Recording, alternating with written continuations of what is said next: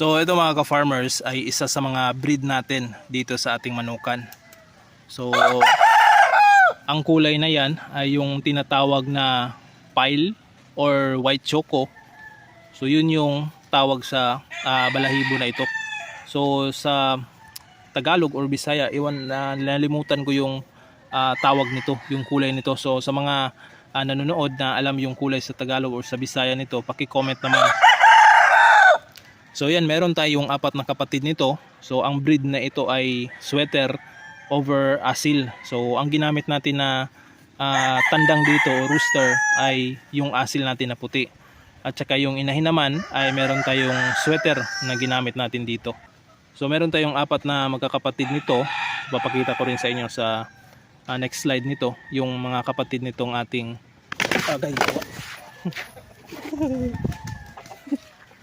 putik ka. Sa video na ito mga ka-farmers, ito yung ibibida natin dito or pag-uusapan natin itong bloodline ng dugo nito. So yun na nga, sabi ko kanina is ito ay sweater at saka asil. So 6 months old, 7 months na, bago pa lang ito nag 7 months mga ka-farmers.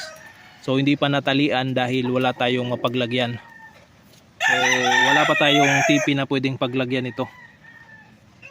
Pero itong manok na ito ay nagagandahan din ako sa kanyang tindig, sa kanyang body structure or bone structure nito.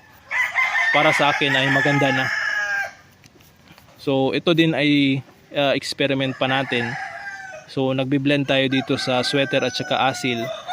So titingnan natin kung maganda ba yung magiging resulta nito. So 4 na magkakapatid, lahat lalaki at saka yung mga babae nito ay nakal ko na nung mga bata pa lang. So nakal na natin mga ka-farmers at ito lang mga rooster o mga lalaki lang yung naiwan. Dahil yung gusto natin dito is i-back to mama lang talaga. So para maganda yung magiging resulta.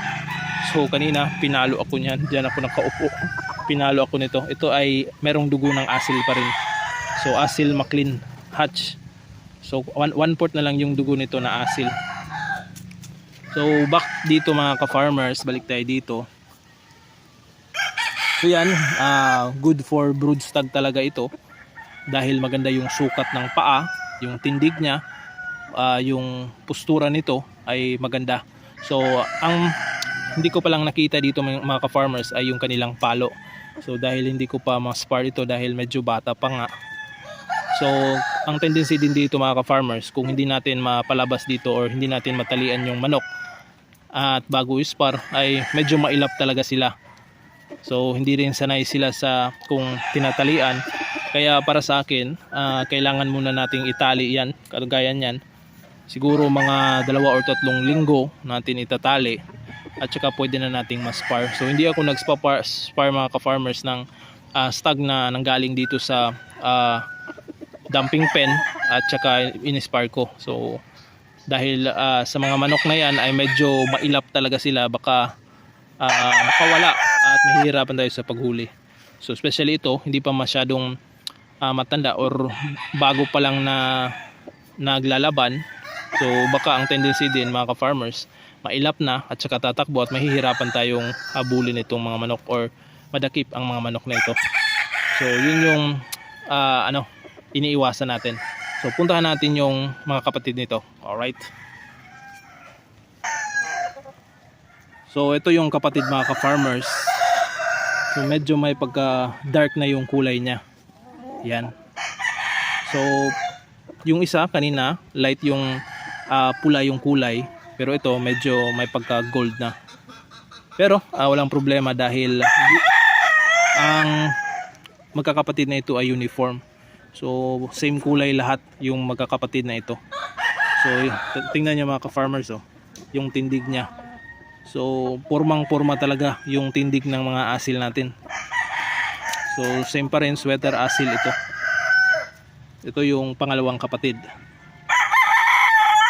So titingnan natin yung pangatlo at yung pang-apat.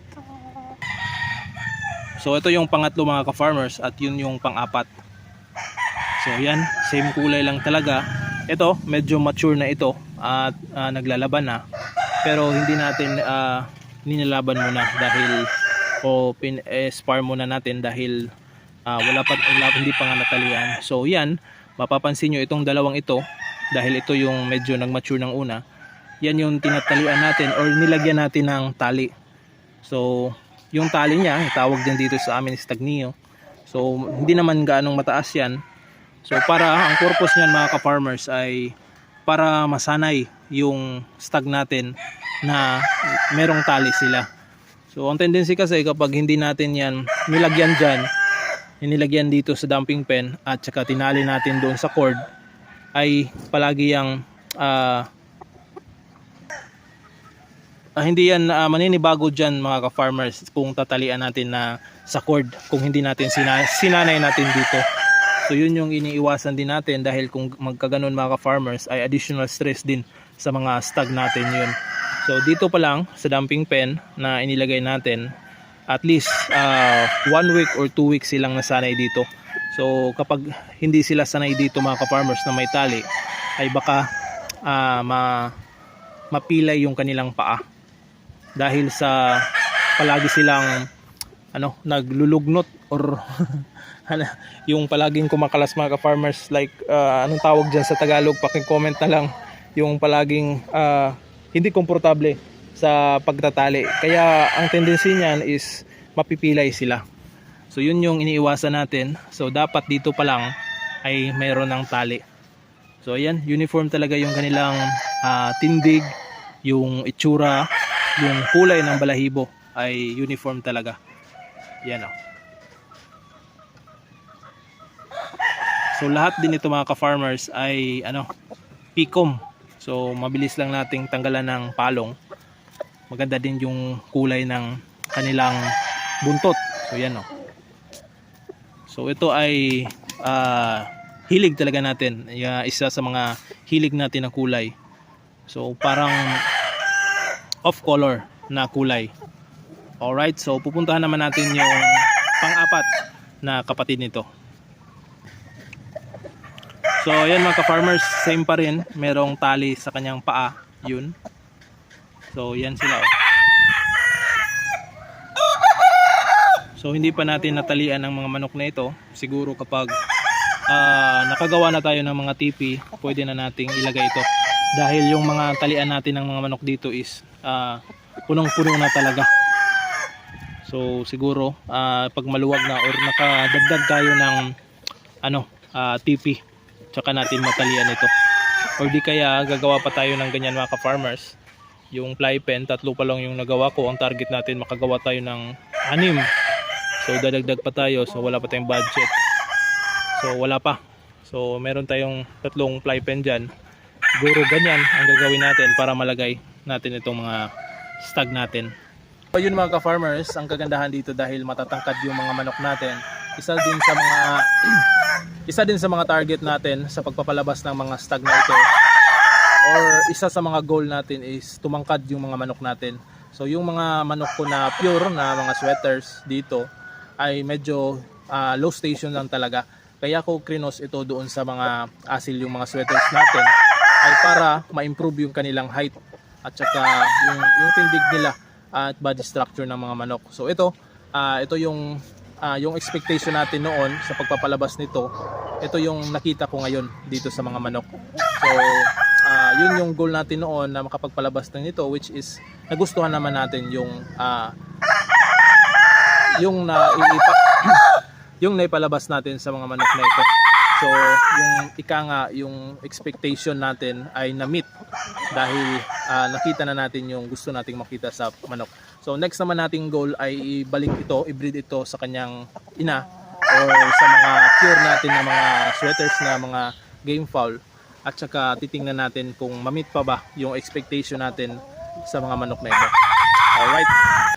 Sa mga magtatanong dyan naman mga ka-farmers kung available ba yung mga file natin o yung white choco, kung available ba ito, ay pwede naman nating ibenta ito.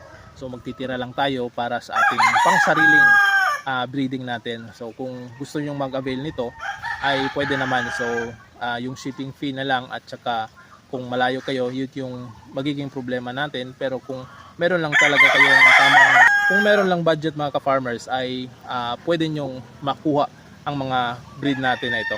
Alright, so maraming salamat mga ka-farmers at hanggang sa muli. At see you in my next vlog. Happy farming! Woo!